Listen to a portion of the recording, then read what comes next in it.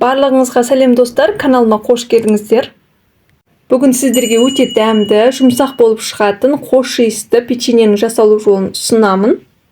Жасалу жолы өте оңай, сіздер де жасап көріңіздер. Менің отбасыма өте қатты ұнады, сіздерге де ұнайтынына сенімдімін. Видеоны соңына дейін қарап, каналыма тіркеліп, лайк басуды ұмытпаңыздар. Бізге керекті заттардың барлығын видеоның астына описанияға жазып қалдырамын.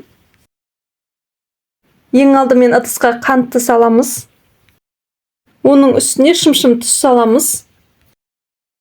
Бөлме температурасындағы жұмсақ сары майды саламыз. Силиконды лопатканың көмегімен барлығын жақсылап араластырамыз. Енді жұмыртқаны саламыз. Жақсылап араластырамыз. Менің каналымда басқа да печеньенің жасалу жолдары бар, қарап көріңіздер. Келесі кезекте айранды құямыз.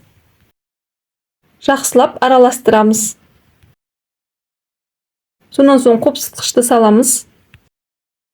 Ванилин саламыз. Какао саламыз. Електен өткізілген ұнның жартысын салып, жақсылап араластырамыз. Достар, менің каналыма тіркеліп қойыңыздар, алда бұйырса көптеген тағамдардың жасалу жолдарын салатын боламын.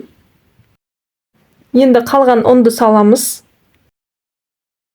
Жақсылап араластырамыз. Дайын болған қамырды кондитерлік қапшыққа саламыз. Печенье өте жұмсақ болып шығады, сіздерге де жасап көруге кеңес беремін. Мінекей, қамырды салып дайындап алдым, ұшын кесіп алып тастаймыз. Сонан соң формаға пергамент қағазын төсеп аламыз. Пергамент қағазы болмаса сары май жағамыз. Видеода көрсетілгендей қамырдың барлығын формаға орналастырып шығамыз. Печеньенің үлкен немесе кішкентай болуы осы қамырды құйып жатқаныңызға байланысты. Осы сәтте пештеріңізді 180 градусқа қыздырып қойыңыздар. Қамырдың үстін саусақпен ақырындап басып тегістейміз.